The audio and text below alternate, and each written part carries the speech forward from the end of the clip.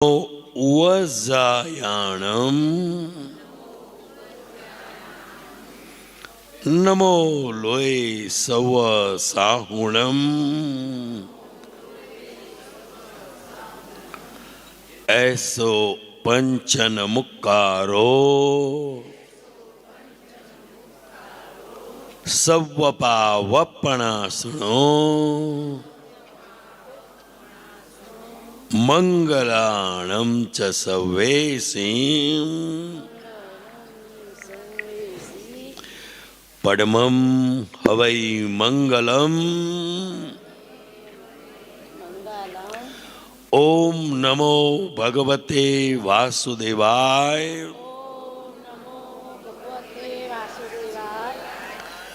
ઓમ નમઃ શિવાય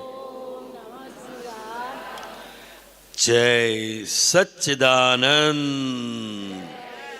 સચ્ચિદાનંદ જય સચ્ચિદાનંદ જય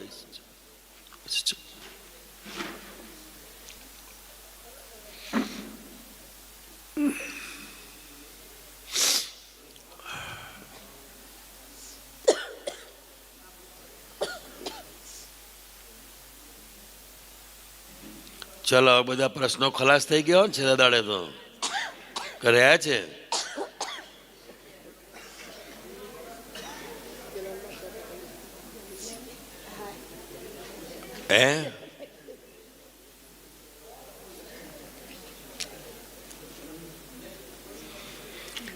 કોઈને કઈ જિજ્ઞાસા હોય, કઈ વાતચીત કરવી હોય,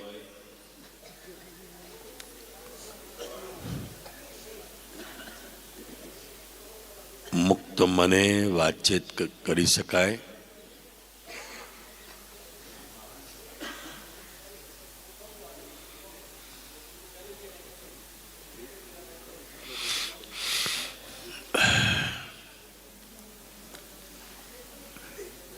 હા, માઇકમાં બોલજો. શું નામ અને ક્યાંથી આવો પહેલા એ કહો. જય સચ્ચિદાનંદ. જય સચ્ચિદાનંદ. ગુણવંત પટેલ, અમદાવાદ. બરાબર. મોક્ષ માર્ગનું રહસ્ય શું છે? મોક્ષ માર્ગનું રહસ્ય એ જ છે કે અહીંયા બંધનનો અનુભવ થવો જોઈએ. જેને એવી ખબર જ નથી કે આપણે જેલમાં છે તો એને છૂટવાનો ક્યારેય વિચાર આવશે નહીં. એટલે મોક્ષનું રહસ્ય બંધન લાગવું જોઈએ. સંસારમાં, પરિવારમાં, સગાવાલા જોડે બંધનનો અનુભવ થવો જોઈએ, તો જ એને મોક્ષે અથવા તો એને છૂટવાની ઈચ્છા થાય. નહીં તો અહીંયા જ તમને બધું સારું છે, ઘરે કોઈ માથાકૂટ નથી, કોઈ દુઃખ નથી, તો કશું જાણવાની જરૂર નથી. કશું જાણવાની જરૂર નથી. ખાઓ પીઓ મોજ કરો. પછી જ્યારે બંધન લાગે ત્યારે મોક્ષ હોજો, બાકી કઈ જરૂર નથી. ખરી વાત કે નહીં? હા. હા, બોલો. જીવનના અનેક રહસ્યો હોય છે. બધા ઘણા રહસ્યો છે, પણ અમુક રહસ્યો આપણે અનુભવ કરીએ તો જ ખબર પડે. જેમ દાદા ભગવાનના અસીમ જય જયકાર હો. આ જે કીર્તન ભક્તિ છે એ આપણી અંદર રહેલા દાદા ભગવાનની ભક્તિ છે. બહાર કોઈ બાપોય નથી. બરોબર છે. સમજ પડી? પણ હવે જે ગાય તો એને રહસ્ય શું છે ખબર પડે. આ કોઈ મંત્ર નથી, આ કોઈ જાપ નથી, આ કોઈ ધૂન નથી, આપણી પોતાની જ ભક્તિ છે. અત્યાર સુધી ભગવાન બહાર છે ઉપર છે, મંદિરમાં છે એમ માનીને ભક્તિ કરી, તે ખોટું નથી. એનું પુણ્ય બંધાયું અને પુણ્યના ફળ સ્વરૂપે અહીંયા આવવાનો સંયોગ આવ્યો. અને આ દાદા ભગવાનની વાતો, એમના વિચારો, એમનું જીવન એ આપણને જાણવા મળ્યું. ખ્યાલ આવ્યો? બરોબર છે. એટલે રહસ્ય છે. દાદા ભગવાનને પૂછ્યું કે આ શું છે? આ દાદા ભગવાનના અસીમ જય જયકાર હો એ ઓછામાં ઓછું 10 મિનિટ અને વધુમાં વધુ 50 મિનિટ બોલવામાં આવે તો પોતાની અંદર જ ભગવાન છે એવો એને અનુભવ થાય. અને આજ એનું રહસ્ય છે. બરોબર છે. અને આ જગત એ પણ એક રહસ્ય જ છે ને, નથી લાગતું? છે રહસ્ય છે, ઘણું રહસ્ય છે. આખું બ્રહ્માંડ એક રહસ્યથી ભરેલું છે. બરાબર છે. એ બધું પૂછજો, વાતચીત કરજો મુક્ત મને.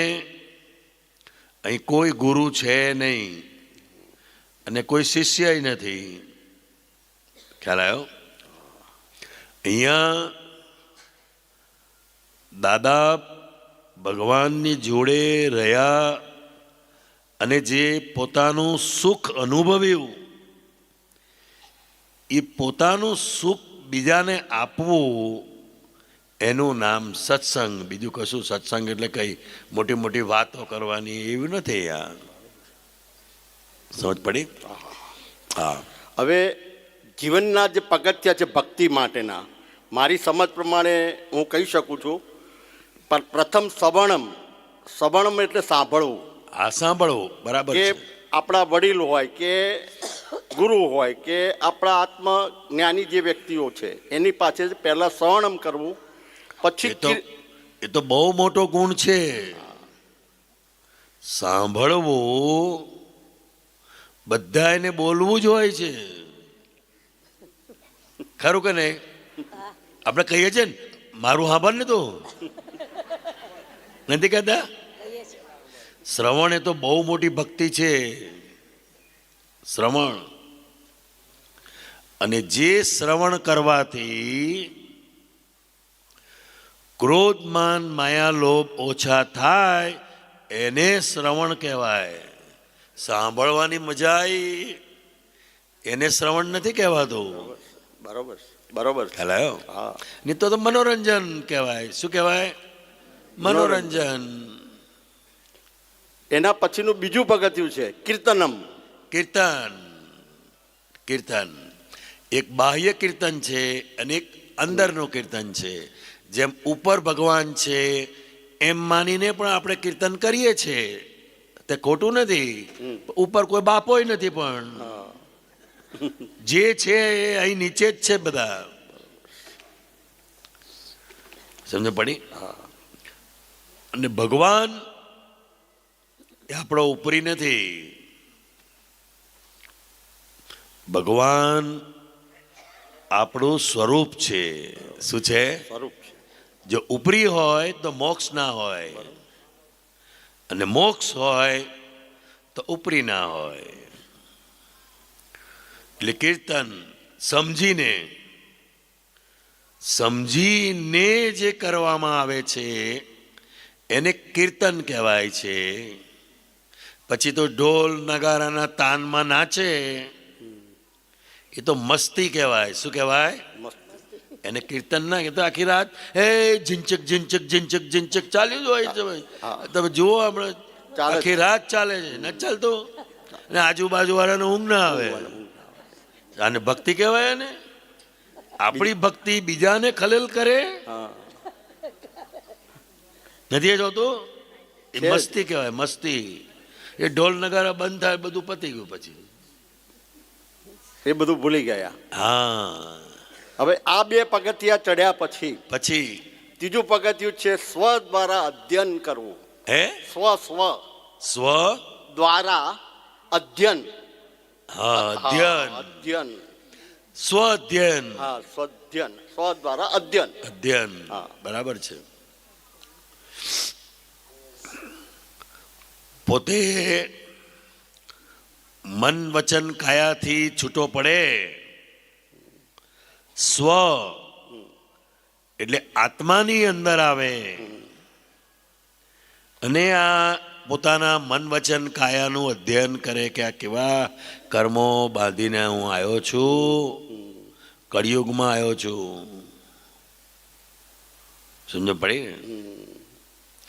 જેમ આપણે બહેનોને વધારે ખબર પડે, કોઈ અનાજ હોય એ પહેલા ચાયણામાં આપણે ચાર્યું, પહેલા ચાર્યામાં ચાર્યું, પછી બીજો ચાયણો મૂક્યો, બીજા ચાયણામાં ચાર્યું, પછી ત્રીજો ચાયણો મૂક્યો એનાથી ઝીણો, ત્રીજામાં ચાર્યું, અને આ ચોથા ચાયણામાં પછી કેવો માલ બધો રહ્યો હોય, અને ચાયણામાં કયો રહ્યો હોય, પછી કચરો રહ્યો હોય ને છેલ્લો.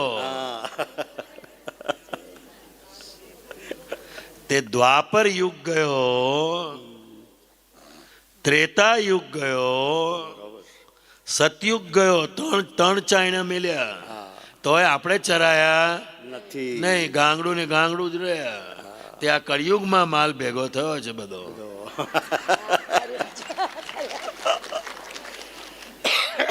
સમજણ પડી? કળિયુગનો માર એટલે કેવો? ફોટો ખાલી માણસનો પડે, બધા ગુણ તો જાનવરના જ હોય. હા, 33 માર્કે માણસ અને 32 માર્કે ગધેડો. બસ ખાલી એક માર્ક તો શરીર મળે એમાં જતો રહે, એ પ્રમાણે. એટલે ઘણી વાર કહેતા નથી આ મને લાતો મારે છે, સાંભળ્યું જ નથી સાંભળ્યું, આપણને ના સમજ પડે કઈથી આવ્યા છે.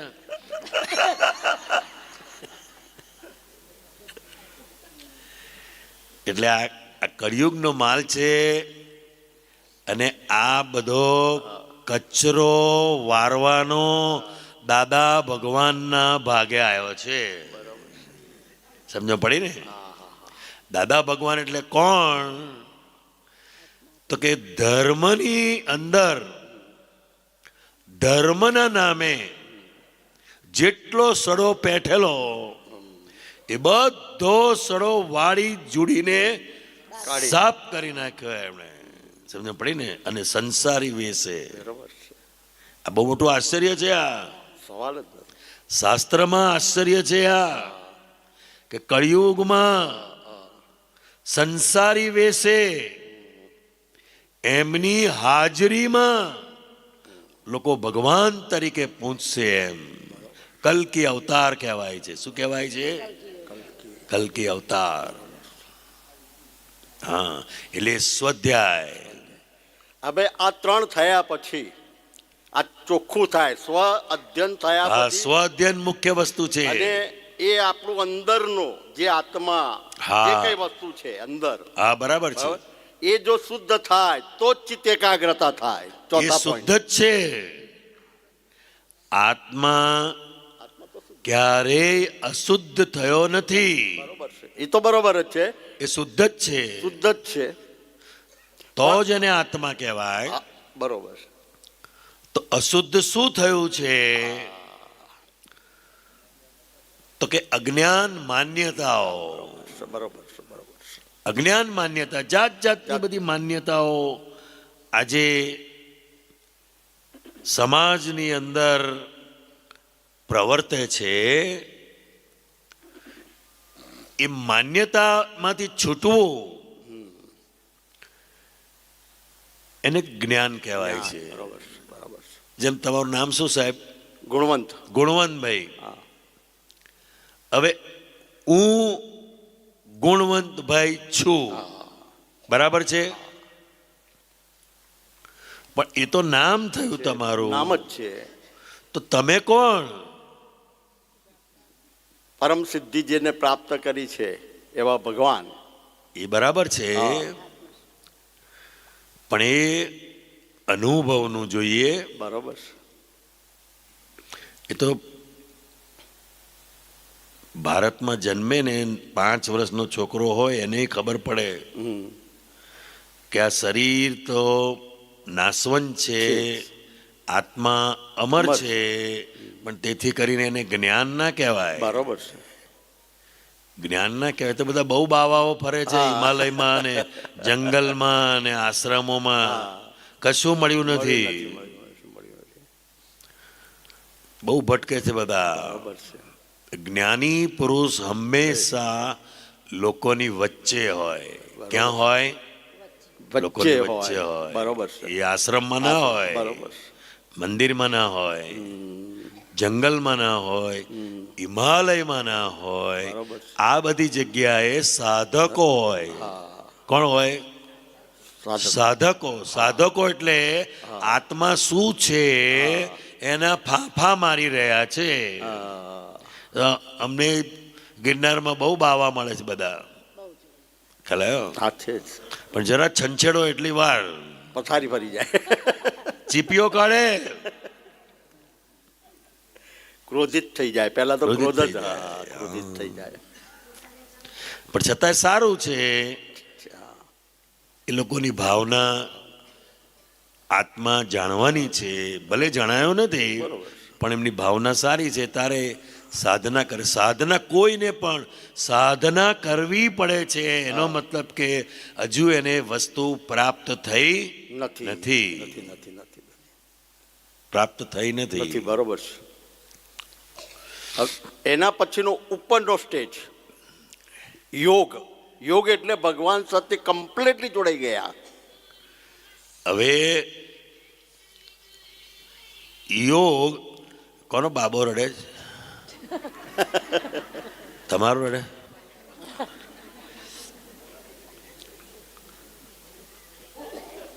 યોગનો અર્થ થાય છે ટુ જોઈન. જોઈન્ટ. બરોબર. જોડાવું. જોડાઈ જાઓ. હવે તમે જેને ઓળખશો